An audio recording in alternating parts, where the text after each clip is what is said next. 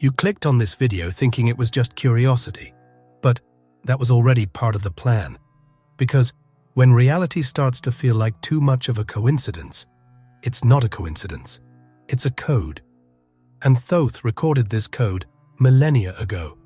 You might not notice it, but every delay, every book that shows up out of nowhere, every person who appears at just the right time, it was already written. Written not in words, but in vibration. Thoth said that nothing happens by chance. Everything vibrates according to a hidden pattern. And now that you're here, the pattern has started to reveal itself. Yes, something is guiding you. Something that can't be seen, but that shows up all the time. And those who learn to notice these signs start to change course without even realizing it. And in today's video, you're not only going to understand what's happening in your life, you're going to discover how to notice these signs, why they appear, and how to use them in your favor every single day. But first of all, pay close attention, because the first sign has already appeared, and it brought you here.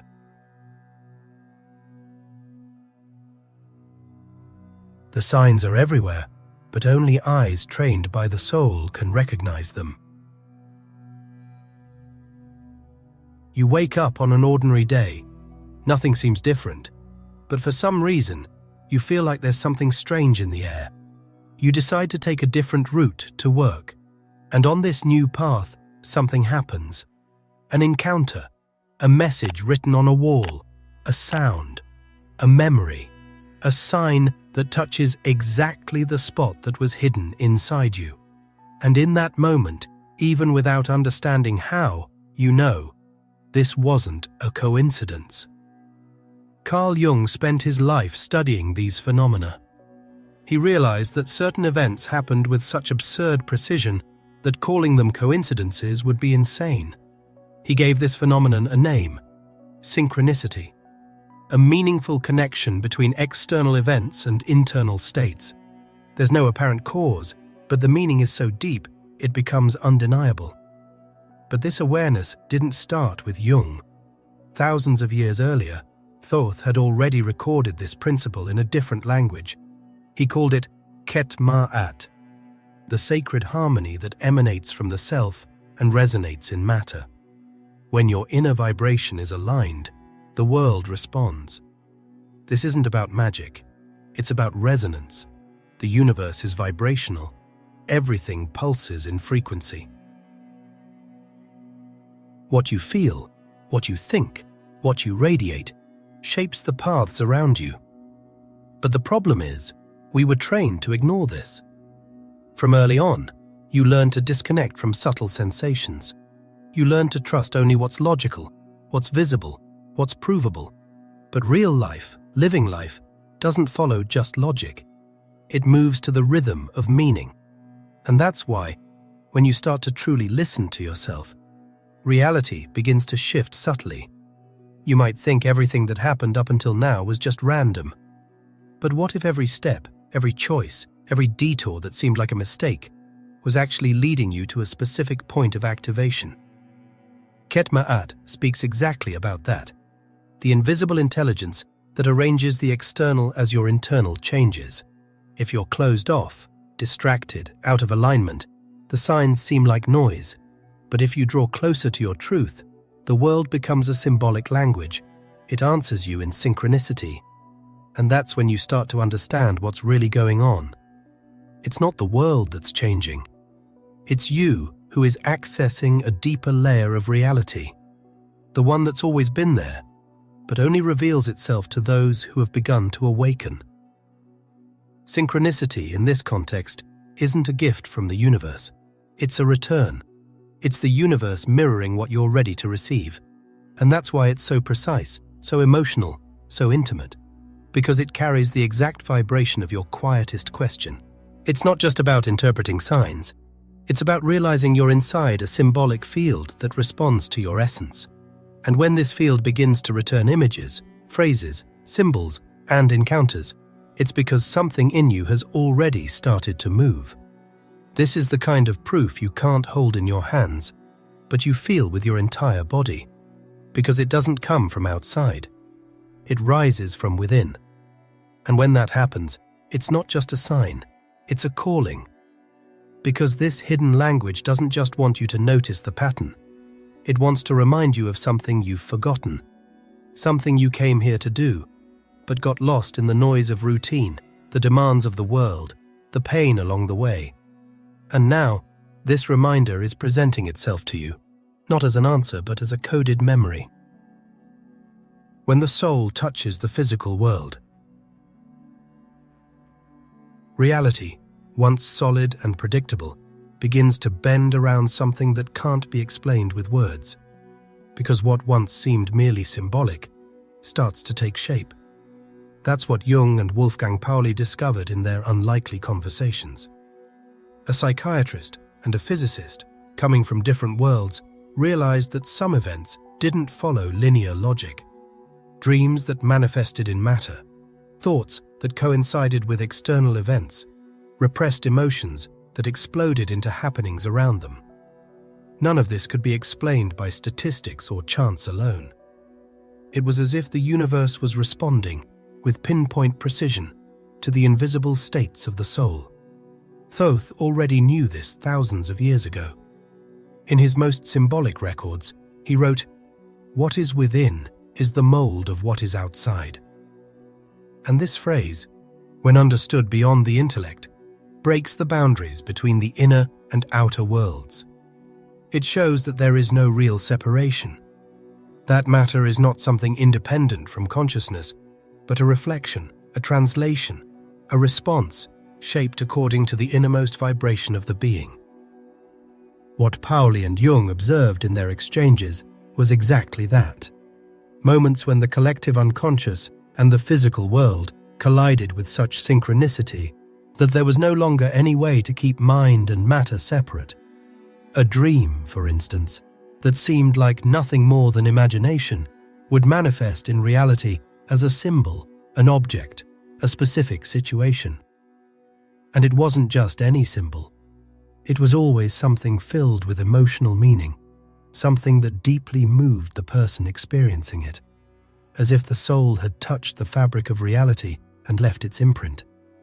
And when that happens, everything changes. The perception of life transforms. You no longer see the world as a static stage where things simply happen. You start to see everything as a constant dialogue. Every color, every sound, every presence, every event begins to carry a particular energy, a vibration that resonates within you. And the more sensitive you are, the clearer the response becomes. But this kind of listening doesn't happen with ordinary ears. You need to develop a perception that goes beyond the five senses, to listen with the eyes of the soul. And that's only possible when you begin to quiet the noisy mind that wants an explanation for everything. Because the soul doesn't speak in arguments. It speaks in symbols, in sensations, in subtle atmospheres that only reveal themselves in a state of presence. Many people ignore this because they don't know how to decode these signs. They're so used to seeking logic in everything that they miss the subtlety of symbolic language. But this language is everywhere. It's in the repeating number, the image that keeps appearing, the word you hear from different people, the object that shows up out of nowhere at key moments. These are little taps from the soul trying to remind you of your direction.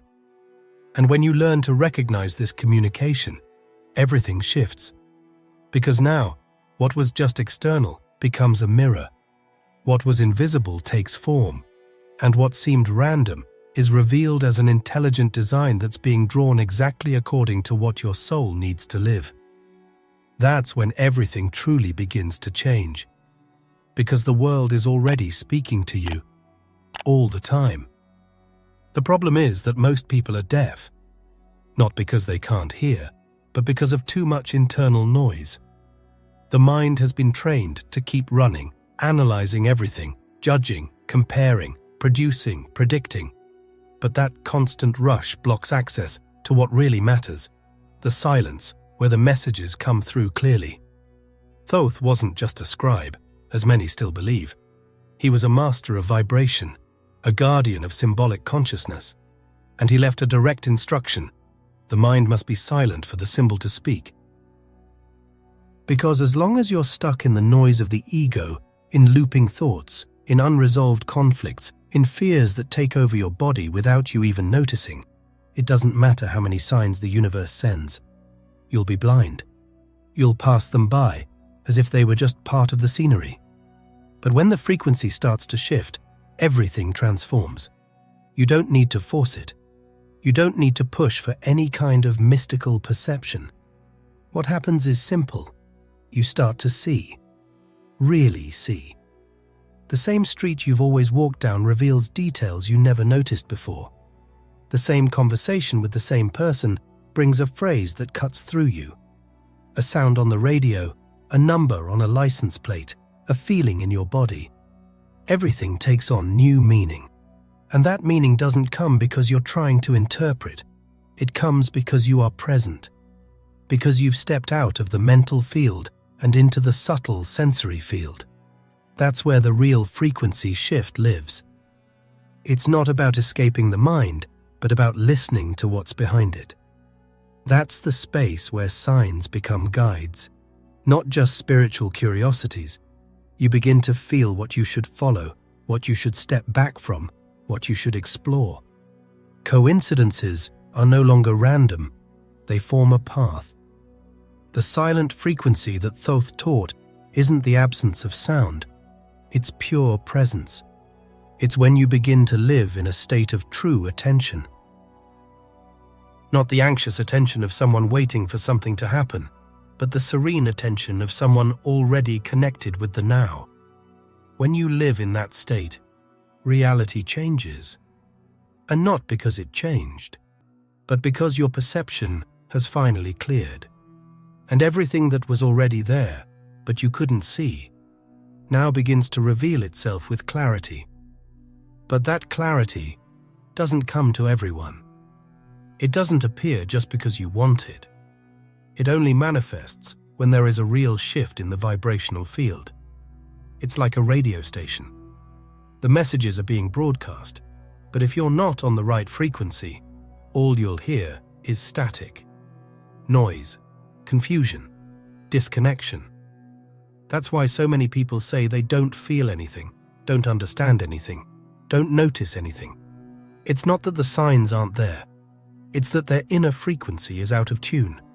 And the most curious thing is that this adjustment doesn't require effort, just a moment of deep presence, a conscious breath, a true look within. And that's it. You begin to pick up.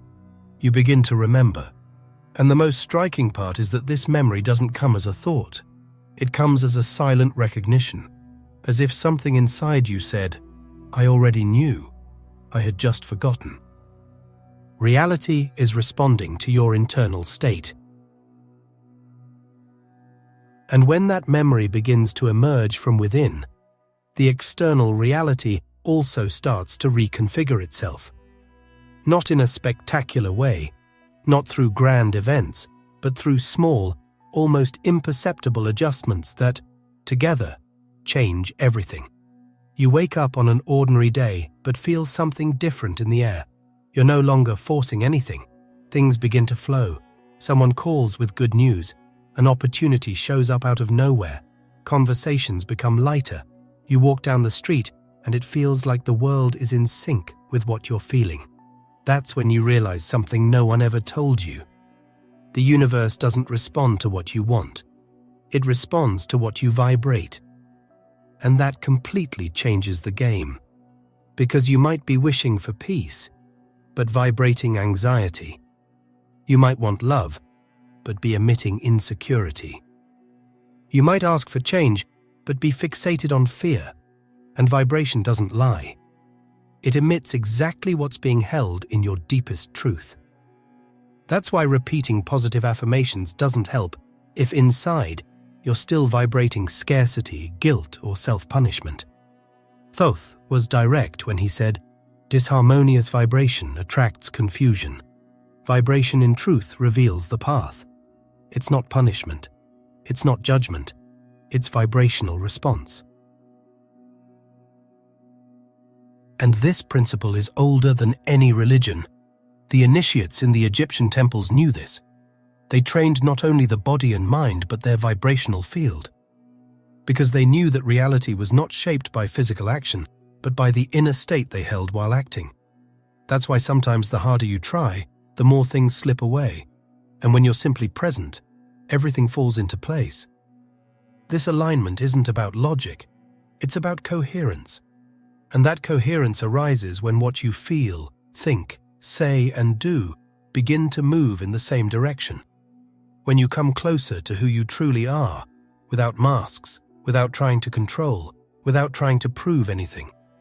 It's in that space that reality begins to open up. Traffic flows, the right words show up, decisions become clearer, and not because everything outside changed, but because you changed inside, and the world simply responded. This is the part many people ignore, because we're used to looking for explanations outside. We look for blame, justifications, interference. But the field responds to your true vibration, not the narrative the mind creates. And that vibration is silent, but powerful. It organizes encounters, moves opportunities, delays or speeds up events. And more than that, it starts to manifest signs more frequently, not to impress you, but to confirm that you're beginning to walk in the right frequency. These signs aren't rewards, they're mirrors. If you're receiving signs of blockage, confusion, or obstacles, observe, not the outside, but the inside. What's out of alignment in there? What thought are you feeding in silence? What emotion are you sweeping under the rug? The universe doesn't judge, it simply reflects. And that's why, if you're holding a true vibration, even if you don't know exactly where to go, the path begins to show itself. And that path doesn't show up with glowing signs. It reveals itself in the details, in a gesture, in a pause, in a look, in the yes you feel in your body, in the no that vibrates in your chest. Reality starts to bend subtly until you realize you're being guided, not by an external force, but by the very vibration you emit when you are in truth with who you are. And when the path begins to reveal itself, it doesn't always come in a straight line. Sometimes it shows up as a symbol, and the symbol, unlike a word, doesn't explain. It touches. It breaks logic. It cuts through the veil of reason and dives straight into the soul. That's exactly what happened in Carl Jung's office when a woman was describing a recurring dream of a golden scarab, an unusual insect, sacred, repeated in her dreams insistently. But up to that point, she couldn't access the true meaning. She was stuck in mental analysis, emotional resistance, trying to rationalize a part of herself that was asking to be seen. And in that instant, reality intervened. A sharp sound at the window. Jung stood up, walked over, and found a real scarab there, green and gold, out of season, beyond any logical expectation. He carefully picked up the insect, showed it to the patient, and said, "Here is your scarab." The symbol from the dream crossed the boundary. It left the unconscious and touched matter. That broke something inside her. A block. An armor. From that point on, what had been resistance became openness, and transformation began. But what few understand is that the scarab wasn't just a poetic coincidence. In Egyptian tradition, it is the deepest symbol of the regeneration of consciousness. Thoth, the master of time and vibrational language, was intimately connected to the sacred scarab. He used it as a representation of the soul's rebirth through the light of understanding. To the ancients, the scarab was not just an insect. It was a mirror of the invisible force that reorganizes reality when consciousness awakens. And that's what happens when a symbol repeats itself. It's not just trying to get your attention, it's activating you. The true symbol, when it shows up in your life repeatedly, isn't meant to be memorized. It's meant to be lived. Because the symbol is the bridge between the visible and the invisible. It carries a vibrational code that awakens something specific inside you, a kind of memory, a kind of direction, a kind of access. And that access doesn't happen by chance. It is summoned by your field. When you begin to vibrate in alignment with what you truly need to remember, the symbols come to you. That's why sometimes the same image appears in different places. A number keeps repeating. An animal crosses your path several times. A word resonates more than all the others. These elements are not just decorations on your journey, they are vibrational markers. As if the universe were highlighting sections of the book of your life that you haven't read closely enough. They signal, there's something important here. And if you listen deeply, you'll notice that every time that symbol appears, there's a specific emotional state involved, an internal trigger, a need for transition, or a message ready to emerge.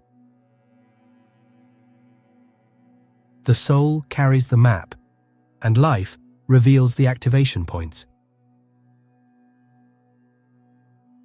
And when that language begins to intensify, it doesn't always arrive as a neatly wrapped gift. Sometimes it comes as a rupture, as a break in rhythm, as a forced pause that makes you step off the track you were addicted to. A setback, a cancellation, a delay, a sudden change that seems to throw everything off.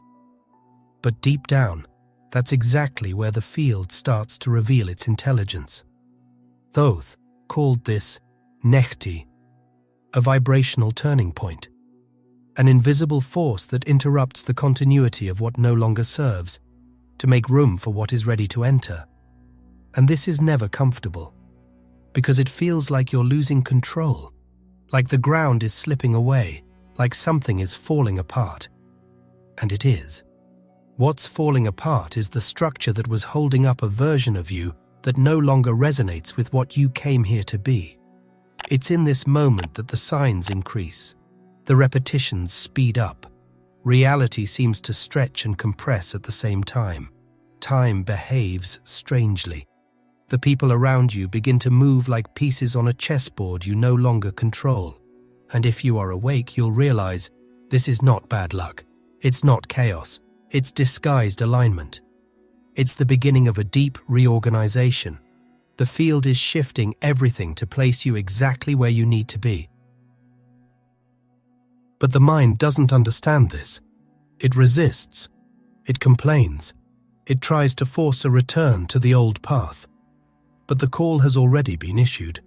The old timeline has started to dissolve. And the more you try to go back, the heavier everything feels. More difficult, slower, because the flow is now pointing elsewhere.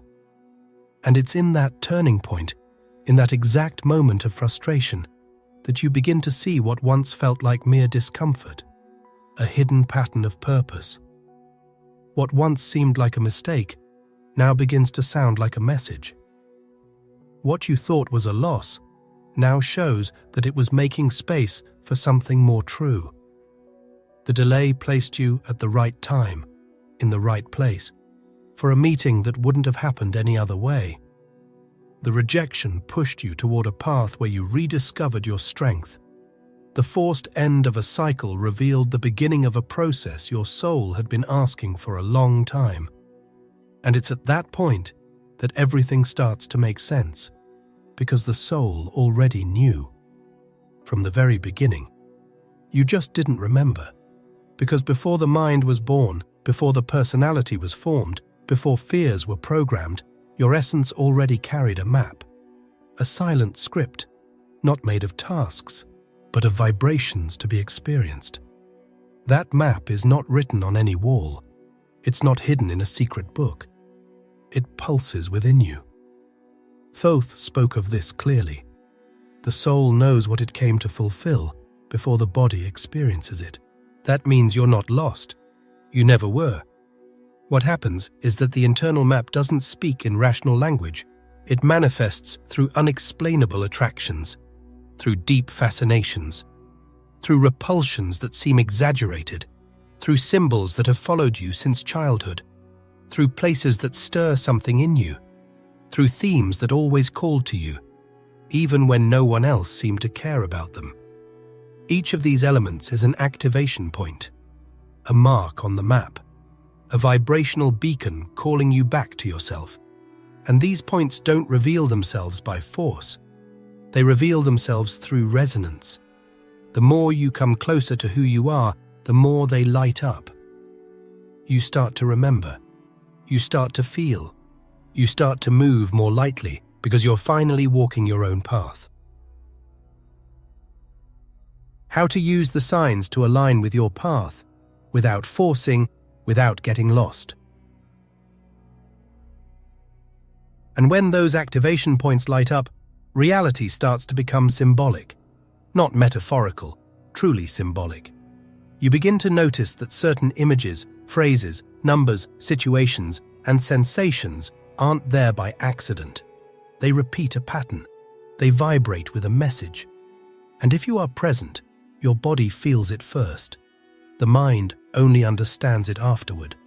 It's like that blue moth that keeps showing up when you're feeling vulnerable, remembering your mother, or thinking about giving up. It's the number that repeats on clocks, license plates, screens, whenever you're considering a decision that could change your life. It's the song that suddenly plays, with lyrics that say exactly what you needed to hear, even though you never told anyone how you were feeling.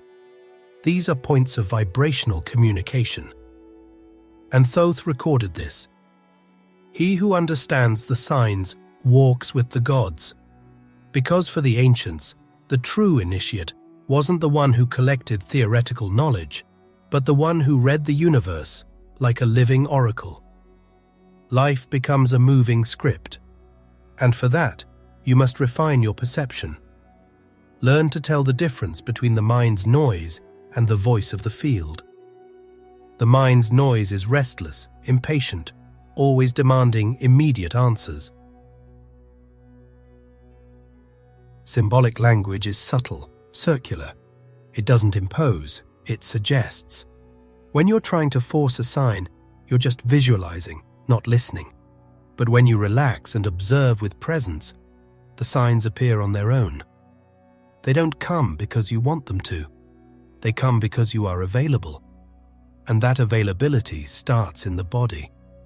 When you notice that an image gives you chills, that a word stirs something in your chest, that a number sequence makes your heart race, don't ignore it. That's the field trying to tell you something. There's something here. It could be a path, a realignment, a confirmation, or a warning. You don't need to understand it perfectly. You just need to recognize that something is vibrating in you, and follow that vibration with respect. That's how you walk in alignment, without forcing, without getting lost. Just welcoming what comes with the feeling of truth. The deepest signs don't shout. They touch. They awaken a memory that doesn't come from the mind, but from the soul. And the more you recognize that kind of communication, the more the universe responds. It responds with more clarity, more flow, more synchronicities. Because now you are moving in the same rhythm as your essence. And that's when you realize what has always been trying to emerge. That there is no such thing as coincidence. That the forgotten book on the bench was actually waiting for you to walk by. That the delayed bus wasn't a setback, it was a repositioning. That the unexpected meeting was actually the exact moment where two timelines crossed so that something essential could happen. Thoth said, "When the soul awakens, the world whispers the path." Because everything starts to organize itself around the one who is ready to remember. Symbols become more frequent, repetitions intensify, the right people appear, and the wrong ones start to naturally disappear. It's as if reality begins to recognize the new frequency you're holding. And from that, it begins to take you exactly where you need to go. Nothing that happened up until now was random. Every fragment, every crossroads, every pause, every strange feeling was part of a subtle architecture that is only now beginning to reveal itself. And the most incredible part is that now that you've learned to listen, you won't be able to go back to the old way of living, because silence has become language, and the invisible has become part of your map. If you've made it this far, then your field is truly responding. Now I want to know, what was the strangest or most impossible sign that ever happened to you? Write it in the comments. Maybe your story will help someone else awaken too. Oh, and if you'd like to support this channel more directly, there's a special link for that in the pinned comment. Or, if you prefer, just click the thanks a lot button here on YouTube. You help this content reach more people and help spread the awakening the world so deeply needs. And don't leave the video yet. A special piece of content has been set aside for you to stay in this frequency. Click on the screen now and I'll meet you there, where the next step is already waiting for you.